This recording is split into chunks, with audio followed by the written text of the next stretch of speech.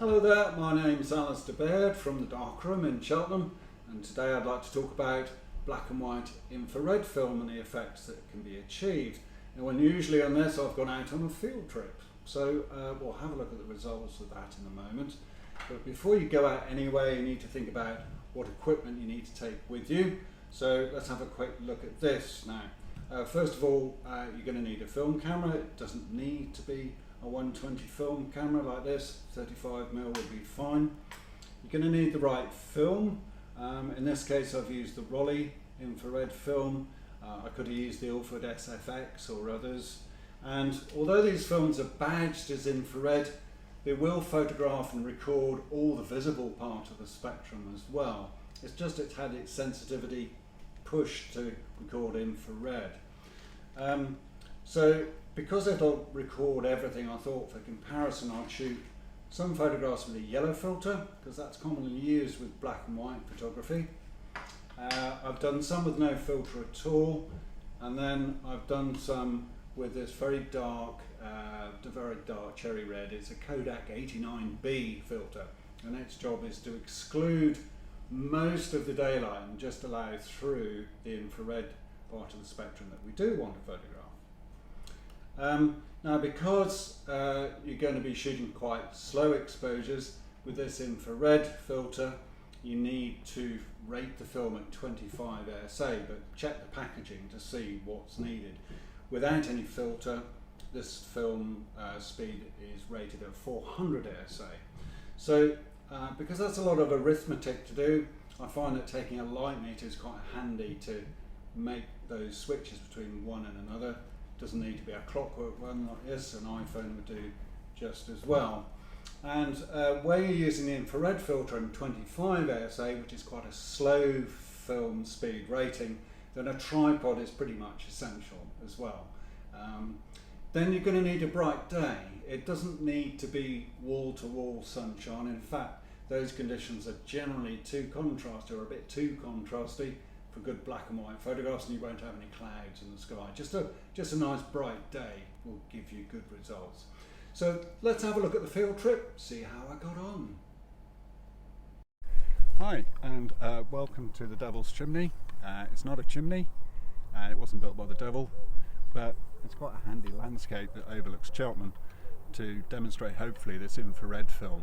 So I've got this Rollei 400 ASA infrared film, black and white film, and it's 400 ASA for daylight, and you'll see on the advice and the packaging, if you're using an infrared filter, a true infrared filter, you need to change the rating of that film to 25 ASA. And take your light meter readings off the ground or in an area where you want to see detail. If that's shadows, then take the readings in the shadows, and we'll have a look later and see what the results of this view have been. But now I've got to get back to work. Here's a set of photographs taken of that scene we've just been looking at. In the top corner there's a kind of reference shot that I took with the digital camera, and the rest we can go through with the black and white.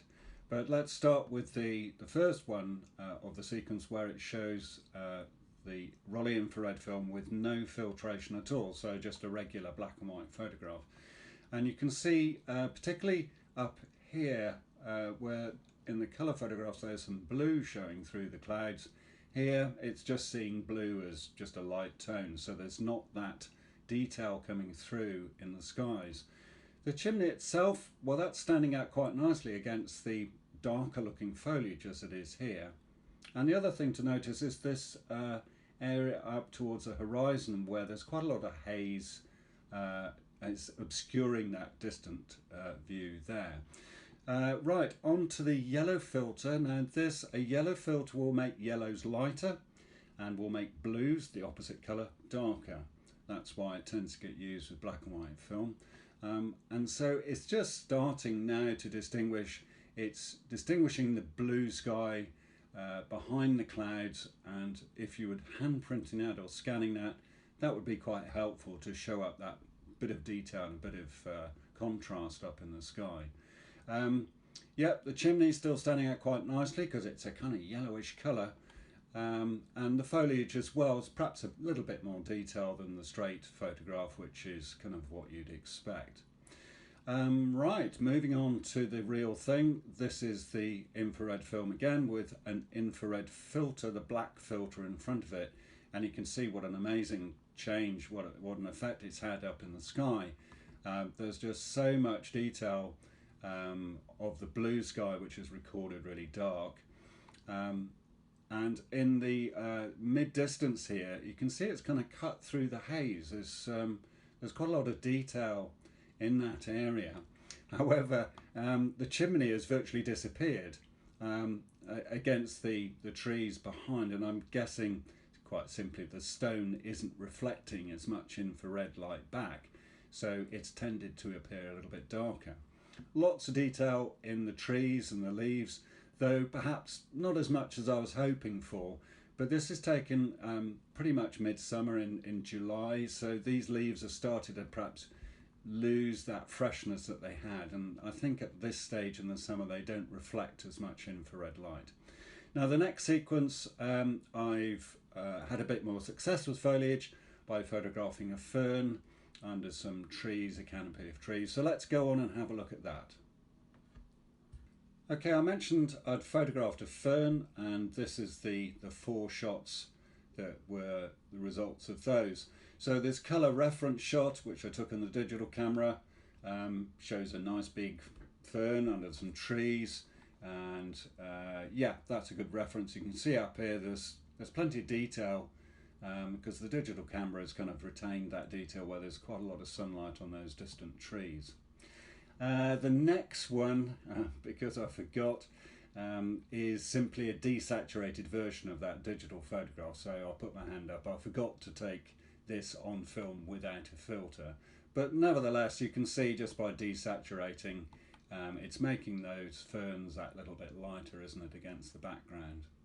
Right, on to the film, and this is with the yellow filter, and compared to this digital version, at least in the way I've rendered it here, it's lacking a little bit of contrast. It's got that nice kind of feathery look to the ferns here, and it's struggling to retain all the detail in those very brightly lit trees in the mid-distance there. Down to the final one, which is the infrared film with a proper infrared black filter in front of it. Now here's a different story altogether, isn't it?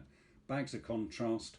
This fern is rendered itself really light because it's throwing back lots of infrared light from its surface.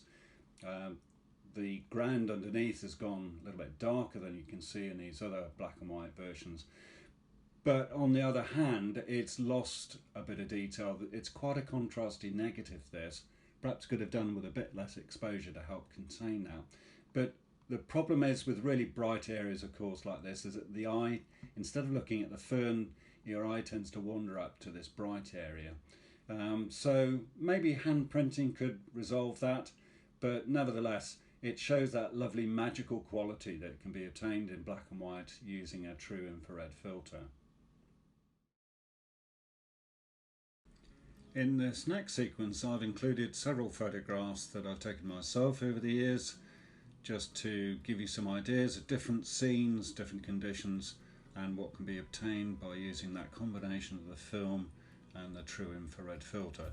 So have a look at these, perhaps it'll seed some ideas, and then we'll go back to the studio to finish up.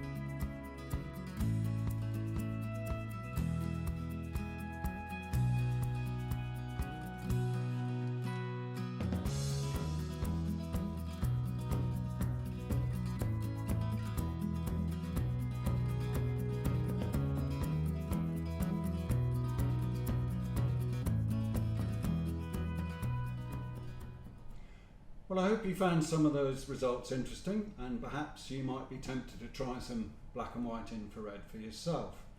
But whatever you're doing, enjoy your photography. Thank you for watching, and I look forward to seeing you next time. Bye bye.